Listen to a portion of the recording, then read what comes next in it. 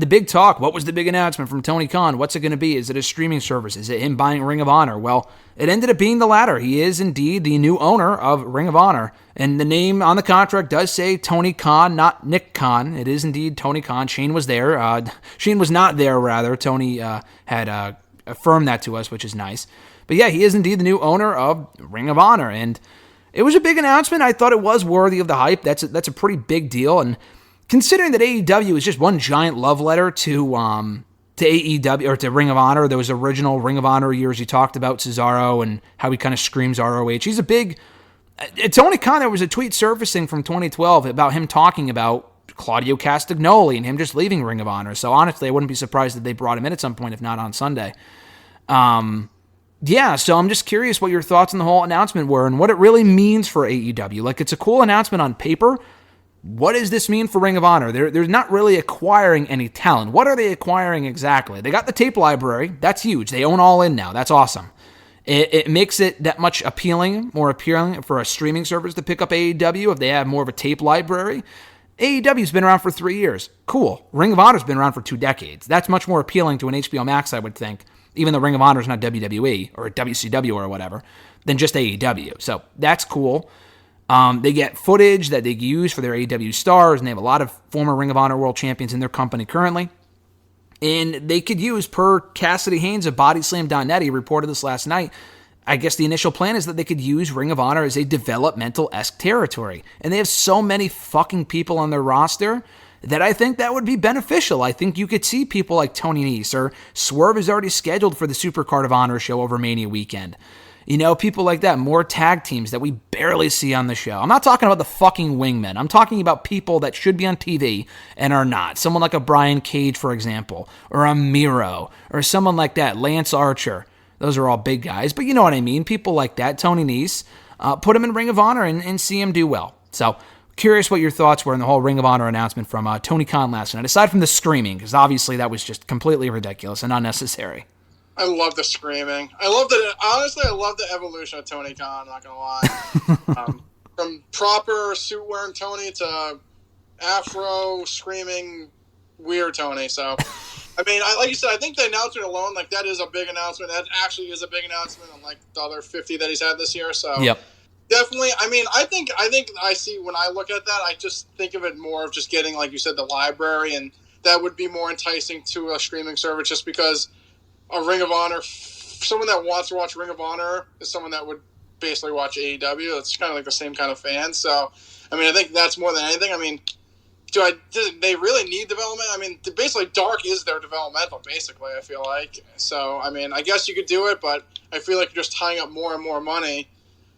I mean, I think they should I would just use it for more, like I said, more of the library. And I would just keep Dark kind of as, like, their developmental. I mean, they have 2 fucking shows that are, like, 3 hours long. I mean, how much more developmental do you really need? So, yeah. I mean, unless they use Dark as, like, something to put, like, people that are on TV off, but not that many people are watching Dark. So, I think it's more of a library thing. But, like I said, I really don't know. Yeah, I don't know. I would use the Dark shows for the lesser experienced people. I would use Ring of Honor for the more established people that just don't have anywhere to go. Like I said, Tony Nese doesn't need development. Like, I mean, I think he's perfectly fine. But at that point, why even have him on the roster then? No, that's a good point. He shouldn't be on the roster. But now that you have him and now that you have Ring of Honor, why not use him in that role? Buy another company just to put people that you sign that you don't put on your main team. Like, I just feel like at that point it's not even worth it. It's like they're not developing them because they're already developed. That's just saying you signed way too many people and now you just have these other people that you have. So, I'm going to buy Ring of Honor and then put them on it just to put them somewhere. But no, I agree with that. I don't think he bought Ring of Honor for that purpose. I'm just saying that you can use it for that purpose. I think he bought it specifically for the tape library, and he's like, well, I have this, might as well use it. That's what I'm saying. Yeah, I think so too. I mean, I would just keep Dark. I mean, in Elevation, I don't think they really need a developmental. Just because if they do that, then it's just like another thing. Like, that's more money they're spending, and like how much money they're really going to make off that. And it's just stuff like that. I just feel like they should just keep the way it is. Get the library because that's more attractive to, like you said, like an HBO Max. Like, hey, we have this big library that all our fans like, so they're most likely going to buy the HBO Max, and we have something that's more intriguing to maybe past fans that really like Ring of Honor or whatever. So I think it's more for that, but I mean, I'm interested to see what happens, but I would just keep like Dark and Elevation as like their like developmental at least. No, I would agree with that. And I mean, is it not ironic when you think about it? Because I was thinking about this last night. A guy like, you go back to October, just to give a quick timeline recap. October 27th, when we were in Boston for Dynamite, that was when I read the news at McDonald's, no less, on my phone, that Ring of Honor was going under. 2 weeks later, and that everyone that under contract there would be free agents by December, whatever. 2 weeks later, Jay Lethal goes to AEW, and he says that I left Ring of Honor early. I got out of my deal early because I wanted to make a bigger splash of the free agents, because if I waited till December, then there's a lot of free agents, and I might get lost in the shuffle. So he gets out of his contract early to go to AEW, has one TNT title match, loses, and that's essentially it. We do not see him, we've barely seen him on TV since then. Other people come in. Fucking Danhausen, who also came from Ring of Honor and became a free agent in December, January, has gotten more television time than fucking Jay Lethal.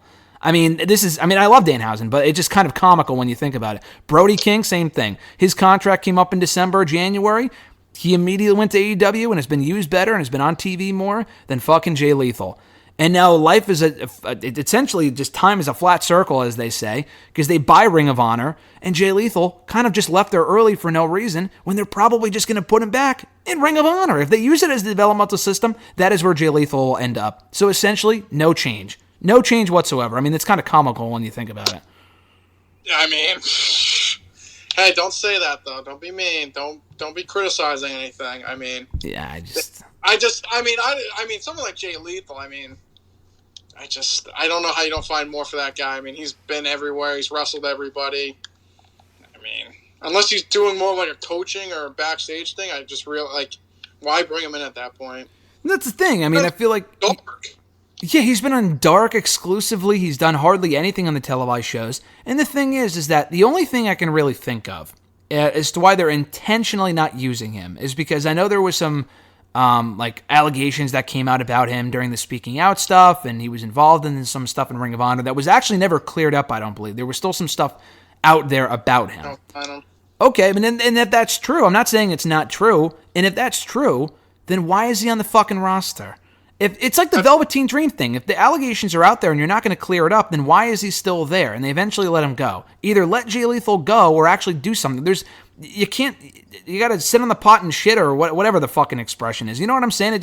You can't have it both ways. You can't have him on the roster but not use him because people don't like him because there's this cloud of controversy around him. And I get that. Either clear the shit up and use him or don't clear it up and let him go. I mean, to not do your research ahead of time and not even know about that is bad business, in my opinion. I mean, they also hired fucking Don Callis with all those allegations from TNA, so... I agree, and then I don't even know if he's still in AEW officially. I don't know if he was ever under a talent contract or if he's coming back with Omega. If Omega's going face, I don't know why you would need Don Callis. Same thing. I mean, either use the guy and face the fans and be like, all right, listen, we don't care about the controversy, we're going to use him. At least that I understand, because at least he was on the show. Jay Lethal, they're not even using. So I'm just saying if that's the reason. I'm not saying I haven't read any report. If that's the reason, don't sign him. It just makes no sense. Exactly. At that point?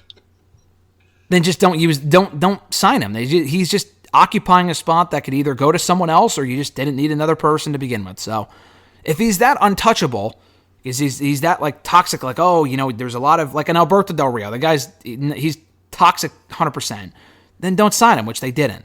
Jay Lethal also, if he's that toxic and you're that worried about, why would you give him a TNT title match? Make it seem like it was a big signing and they never use him. Yeah, I mean, there was just something, even if it was something they weren't aware of, then you just let him go right after. It's like the Brian Kendrick thing. It's either you face it and you bring him in and use him, or you don't use him and you face the music. And they didn't. So, like, why is Jay Lethal any different? Because he's a bigger name? You just want to have him for the sake of having him because you don't want him to go anywhere else. I don't know if WWE would touch him anyway at this point. It just seems very odd to me. Yeah, it seems weird. I don't know. We'll see.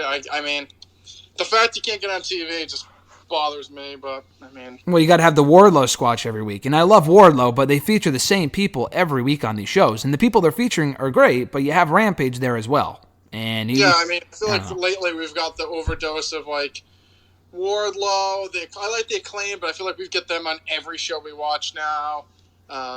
Besides, like, I feel like they have, like, their main feuds, but then you also get, like, the underneath guys, the same people every single week. And I feel like he's done that. Like, we used to get, like, the Best Friends and Orange Cassidy every week, and I feel like that's obviously slowed down a little bit, but, like, we used to get Jungle Boy, when we used to get them every fucking show. They're champions. You can't even find them. They're in the fucking stairwell with the Hardy family office or in the parking lot. I mean, yeah. They were all over the show, and then once they won the belts, which we said at the time, they were literally the least over they've ever been when they won those belts. And they've seemingly...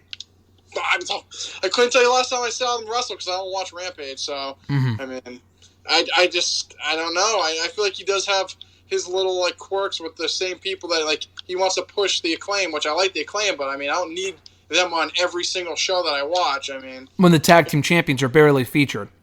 Exactly. It's stuff like that. It's like, we get Wardlow every week, which is great, but, like, where's Will Hobbs? Where's fucking Keith Lee? He's in another backstage segment. Like, why can't we get another Keith Lee squash? Why can't we get Powerhouse Hobbs on Dynamite pumping up how great he is? So, like, at least I think he has a fucking glimmer of hope to win the fucking ladder match. Like, why can't we get him and Starks on TV beating the shit out of Jack Evans and Angelico or whoever the fuck, some underneath tag team that they're not using? Like, so, hey, these guys might have a chance. At this point, it's Wardlow or bust, I feel like, because no one else is even pumped up to even sniff those guys. So, yeah.